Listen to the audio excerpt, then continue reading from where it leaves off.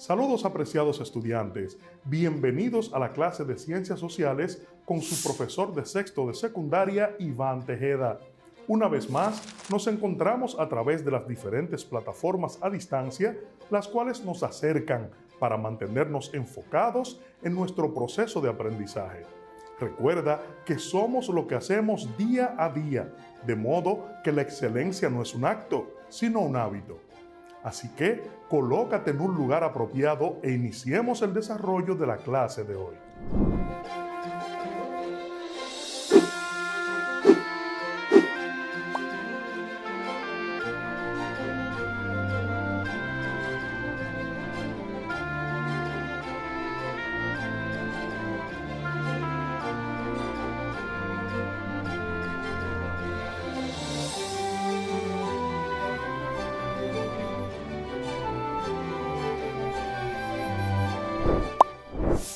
¿Qué es la corrupción?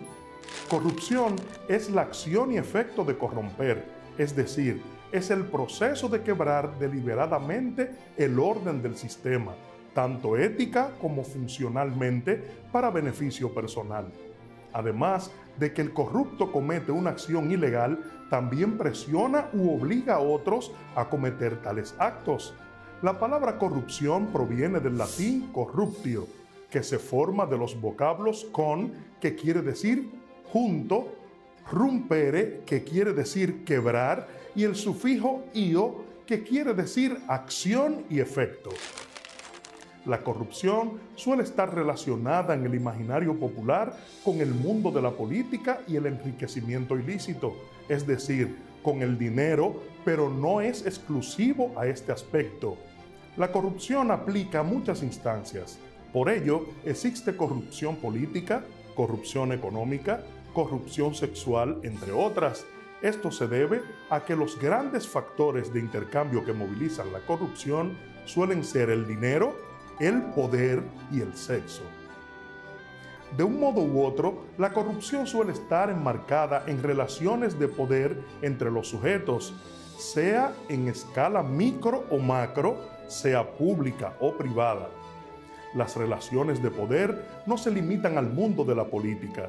Todos los ámbitos sociales donde existen jerarquías y o recursos, tales como empresas, compañías, entes públicos, centros educativos o centros de reunión religiosa, pueden ser permeados por actos de corrupción. Esto quiere decir que puede haber corrupción tanto al nivel de la gran política como en la pequeña escuela primaria, siempre que haya alguien que controle la situación de poder o pretenda controlarla. Formas o tipos de corrupción. En cada país, la ley tipifica claramente las formas de corrupción y establece penas específicas para cada una, según el grado. Aún así, pueden existir otras formas de corrupción que no estén contempladas en ella, pero que sí son consideradas formas de corrupción de acuerdo con el sistema ético de una determinada cosmovisión. Entre las formas de corrupción definidas en los documentos legales normalmente tenemos soborno, ofrecer dinero a cambio de algún beneficio, tal como evitar una multa, obtener una nota en un examen, obtener una licitación. Desvío de recursos. Consiste en desviar una parte de los recursos destinados para un proyecto de interés común a fines personales. Enriquecimiento ilícito u oculto. El enriquecimiento repentino por medio de la sustracción de recursos ajenos, especialmente públicos. Abuso de poder. Aprovecharse de la situación eventual de poder que ofrece un rol para obtener un beneficio de alguien. Abuso de funciones. Aprovecharse de la propia posición y autoridad para cometer actos abusivos. Tráfico de influencias. Valerse de las relaciones personales, estrechas o no, para obtener prebendas. Colusión. Hacer un pacto con un tercero para sacar provecho de una determinada situación. Conspiración para cometer delitos de corrupción. Se refiere a la reunión de cómplices para la planificación y organización de delitos por corrupción. Obstrucción de la justicia. Obstaculizar el debido proceso de investigación de los entes de justicia para protegerse a sí mismo o a otros. Nepotismo. designación de familiares directos e indirectos en cargos políticos, uso ilegal de información confidencial o falsa, manipulación de la información para obtener beneficios personales. Otras formas de corrupción pueden ser comprar mercancía pirata, robar servicios públicos, usar la caja de ahorros o cesantías en asuntos diferentes a los estipulados, evadir impuestos. Entonces está claro que la corrupción es la acción y efecto de corromper, depravar, echar a perder, sobornar a alguien, pervertir, dañar. El concepto, de acuerdo con el diccionario de la Real Academia Española, se utiliza para nombrar al vicio o abuso en un escrito o en las cosas no materiales. Prestemos atención al siguiente video. ¿Qué es la corrupción? La corrupción es monopolio más discrecionalidad menos accountability, según la fórmula de Robert Kierkegaard. Es decir, la corrupción es concentración de poder para su uso arbitrario con distorsión de objetivos, privados y públicos. En este último caso, se denomina corrupción política, que se define como concentración de poder público con fines privados. Las causas de la corrupción se asocian a decisiones individuales o a reglas y prácticas regulares que generan corrupción institucional, según Lawrence Lessig. Por su parte, los efectos de la corrupción se asocian a más costos de inversión, más desigualdad, menos confianza, menos cooperación social. Este último efecto es condicionado por la construcción de agenda, con énfasis en los casos particulares y con bases en ideología liberal. Ahora analicemos los distintos tipos de corrupción. Corrupción a gran escala. La corrupción a gran escala consiste en actos cometidos en los niveles más altos del gobierno que involucran la distorsión de políticas o de funciones centrales del Estado y que permiten a los líderes beneficiarse a expensas del bien común. Actos de corrupción menores o pequeña corrupción. Los actos de corrupción menores consisten en el abuso cotidiano de poder por funcionarios públicos de bajo y mediano rango, al interactuar con ciudadanos comunes, quienes a menudo intentan acceder a bienes y servicios básicos en ámbitos como hospitales, escuelas, departamentos de policía y otros organismos. Corrupción política, manipulación de políticas, instituciones y normas de procedimiento en la asignación de recursos y financiamiento por parte de los responsables de las decisiones políticas, quienes abusan de su posición para conservar su poder, estatus y patrimonio. La corrupción política también se refiere a los actos delictivos cometidos por funcionarios y autoridades políticas que abusan de su poder e influencian a realizar un mal uso intencional de los recursos financieros y humanos a los que tiene acceso, anticipando sus intereses personales y o los de sus allegados. Ejemplos de corrupción. La corrupción aparece tanto en la función pública como en la privada y tiene consecuencias más que negativas para la mayoría de las organizaciones. He aquí algunos ejemplos de corrupción.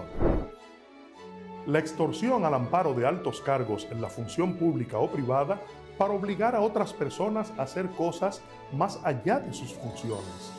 La falsificación de las adjudicaciones públicas con contrataciones falsas y por fuera de las vías que la ley impone. El tráfico de influencias, utilizando los beneficios o las amistades en los cargos jerárquicos para favorecer o perjudicar causas o proyectos. El uso ilegal o con malas intenciones de los bienes que han sido conferidos para otro uso. La falta de ética, sobre todo en altos niveles jerárquicos. Es delito que un funcionario vea un ilícito y no lo denuncie o advierta. La corrupción es una amenaza para la gobernanza, el desarrollo sustentable, los procesos democráticos y las prácticas corporativas justas. Existen organismos internacionales que lideran los esfuerzos para lucha y combate contra la corrupción. organismos internacionales en lucha contra la corrupción, Convención Interamericana contra la Corrupción, Foreign Corrupt Practices Act, ONU, OCDE. La corrupción es un flagelo que ataca al país y al mundo. Ahora te asignamos a que investigues los principales casos de corrupción que han afectado a la sociedad dominicana. Escoge uno de ellos y realiza una investigación utilizando diferentes fuentes. ¿Qué es el narcotráfico? El narcotráfico se refiere a la actividad comercial de manera ilegal de grandes cantidades de drogas tóxicas. La palabra narcotráfico está compuesta por los vocablos narco, que se refiere a los narcóticos y a todas las sustancias estupefacientes y psicotrópicas, y tráfico, que hace referencia a la comercialización de algún producto. El proceso de comercialización abarca varias actividades que van desde el cultivo, la producción, el transporte o distribución hasta la venta de la droga. Dentro de estas fases de comercialización existen organizaciones especializadas en cada una de ellas.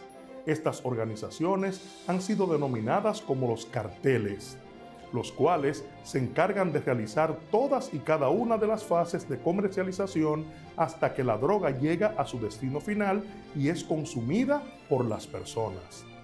Ahora veamos el siguiente video que nos explica sobre la estructura del tráfico de las drogas. El narcotráfico es el comercio ilegal de drogas psicoactivas en grandes cantidades, que no paga impuestos y produce violencia. Se desarrolla en países subdesarrollados con políticas inestables y no tan fuertes, como Colombia, México, Bolivia, entre otros. Pero involucra a varios países del mundo, principalmente Estados Unidos y algunos de la Unión Europea. Este es un problema que tiene varios actores, desde los campesinos, quienes deben ceder sus tierras para poder producir las sustancias, hasta los consumidores, quienes no dimensionan el daño físico y mental que se están generando. Ahora bien, el tráfico de drogas se ha convertido en un mercado alterno al formal y eso hace que se estabilice la economía mundial, ya que hay grandes flujos de capital transitado alrededor del mundo que no están registrados.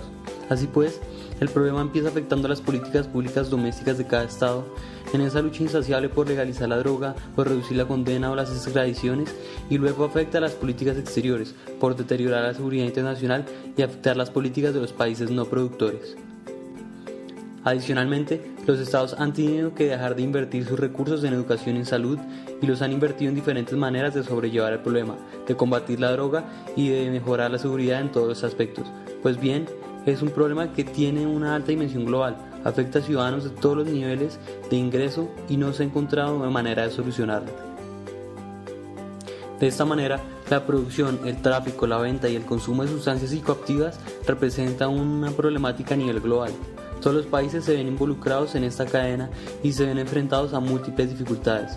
A nivel de salud, son millones las personas consumidoras cuyo bienestar se ve deteriorado por el consumo de drogas generadas por el narcotráfico, ya sea por el contagio de enfermedades dado el uso indebido de jeringas o los efectos adversos del consumo de las sustancias en la salud mental. A nivel de seguridad, son incontables las vías y el capital invertido por los estados para impedir la producción y venta, dando como resultado innumerables enfrentamientos bélicos a nivel global. Y finalmente, se ha afectado negativamente y significativamente el tejido cultural, social, familiar y personal, ya que el narcotráfico se correlaciona con el aumento en violencia, el financiamiento de grupos armados al margen de la ley, la muerte de temprana edad, la adicción y el contrabando, sin mencionar los daños al ecosistema que se han generado en la erradicación de cultivos ilícitos. Ahora bien, el narcotráfico es un problema que se ha presentado desde décadas atrás, teniendo como posible punto de inicio en 1971, cuando el presidente de Estados Unidos, Richard Nixon, declara guerra contra las drogas, aumentando la presión y el apoyo internacional por erradicar la producción de sustancias psicoactivas. Y en la actualidad son múltiples las organizaciones de carácter internacional y el esfuerzo internacional por lidiar con esta problemática. Por ejemplo, The Drug Policy Alliance, Stop the Drug War y la Oficina de Naciones Unidas contra las Drogas y el Delito. Hay dos principales medidas que se han tomado para combatir el narcotráfico: la guerra contra las drogas y la legalización. Más que un aspecto de cooperación internacional, las medidas que se han tomado en cada país se ejecutan gracias a que hay un consenso sobre lo que se debe hacer. Sobre la legalización, en ciertos países como España y Portugal, se defiende la idea de que el consumo de las drogas es una decisión individual y por ende no debe ser penalizado. Hay otros países, tales como Países Bajos, Alemania y República Checa, en los que el consumo de alucinógenos no es penalizado hasta una cantidad determinada. También están los que penalizan con cárcel el consumo a cualquier cantidad de estas sustancias, tales como Suecia, Letonia y Chipre. A partir de esa idea, la legalización de las drogas también es defendida por algunas personas por el hecho de creer que esta es la principal herramienta para acabar con el narcotráfico y todas sus implicaciones. Como dice Daniel Reisbeck, la única ley que cumplen los narcotraficantes es la de la oferta y la demanda. Por lo tanto, es el arma más efectiva para acabar con este fenómeno. Países consumidores y productores. Existen países que producen drogas como son los países del Oriente Medio, de Asia y de América Latina, los cuales a través de los años los carteles del narcotráfico han ido mejorando sus técnicas para burlar a los controles y combates de dichas sustancias. Y quienes controlan la producción, distribución y venta de las drogas en los países consumidores, que con las grandes sumas de dinero y poder que ostentan, generan situaciones de violencia extrema, corrupción, asesinatos, sicariatos e infinidad de problemas sociales relacionados directamente con esta actividad ilícita. Dentro de estos podemos nombrar a Colombia, México, Honduras, Afganistán, Vietnam, Camboya, entre otros. De forma contraria, hay otros países que no producen drogas, pero que sí son altos consumidores de ellas, como son los pertenecientes a Norteamérica y Europa, con lo cual son estos territorios los más predilectos para introducir el producto comercializado de manera ilegal y así poder generar mucho más lucro y haciendo este negocio algo muy rentable. Podemos citar los territorios de Estados Unidos, Canadá, España, Francia, donde la droga es introducida por contrabando y comercializada en las calles en venta al por menor. Clientelismo. La idea de clientelismo alude a una metodología desarrollada por los gobernantes o por quienes ocupan una posición de poder que consiste en otorgar ciertos beneficios a otra persona a cambio de favores, apoyo o sumisión.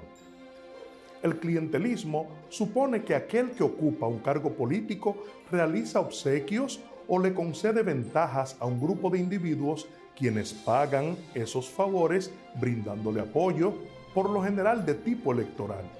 Esto implica que el dirigente político utiliza los recursos del Estado o su posición de poder para obtener un beneficio privado.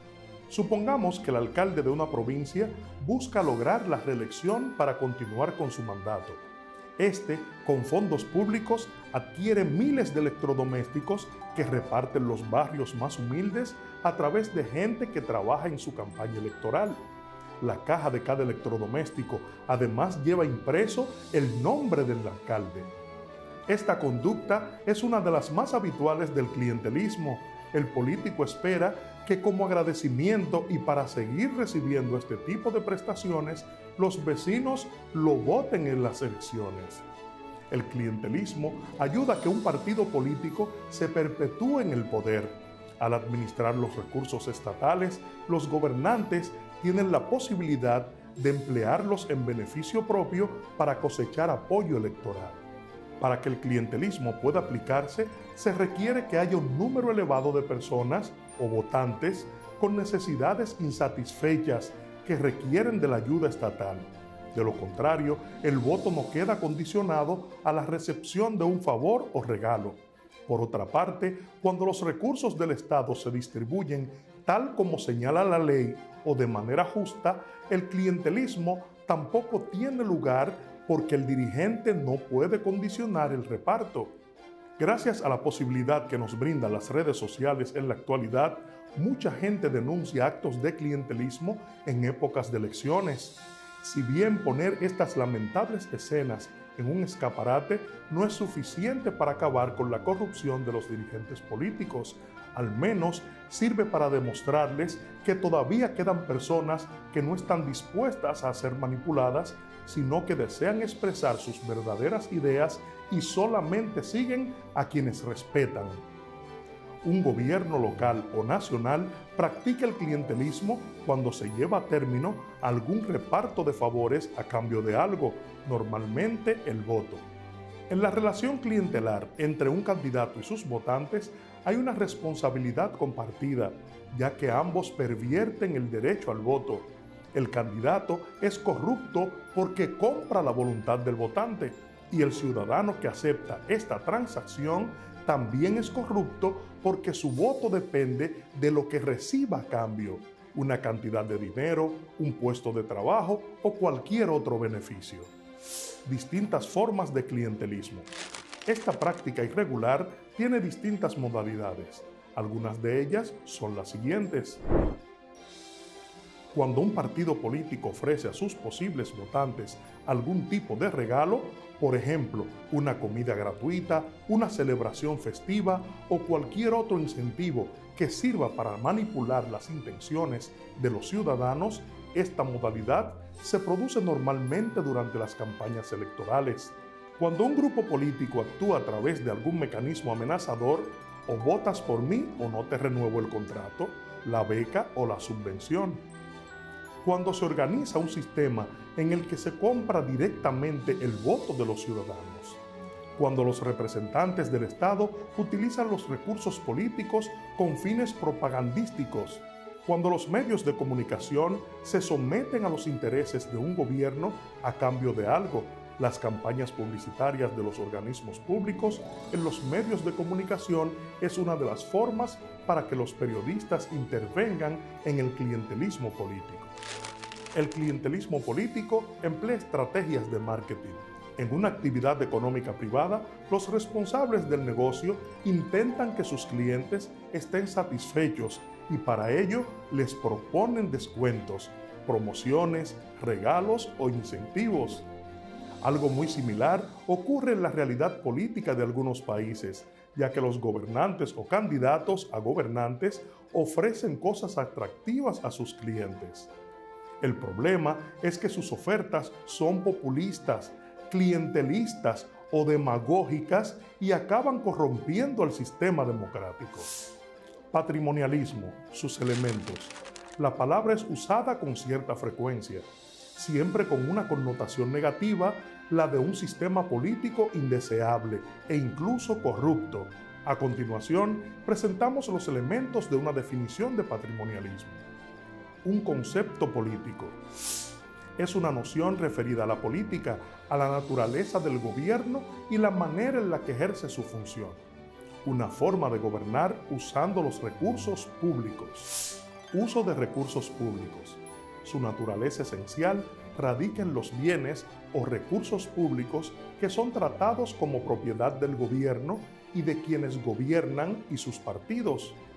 Otra manera de ver esto es entender que todos esos recursos son manejados y administrados por los gobernantes sin necesidad de rendición de cuentas. Adicionalmente, en el patrimonialismo, esos bienes son usados primeramente en beneficio del gobernante, no en favor de los ciudadanos. Poder concentrado.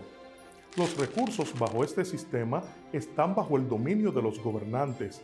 Ellos son los únicos administradores dentro de un sistema de autoridad y administración centralizada.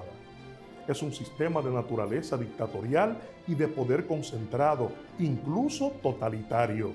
Es lo opuesto a regímenes democráticos de división del poder, libertades personales y rendición de cuentas. El patrimonialismo es, en otras palabras, una de las manifestaciones del sistema de poder concentrado en una o pocas personas. Ellas manejan todos los bienes de la sociedad como si fuesen su propiedad personal. Hemos llegado al final de la clase de hoy, donde hemos visto diferentes problemas que confrontan los países y las sociedades modernas. Te pedimos que investigues más sobre el tema y que analices con tus familiares todo lo que conoces sobre el clientelismo en la República Dominicana y su parecer sobre el mismo. Nos vemos en la próxima clase.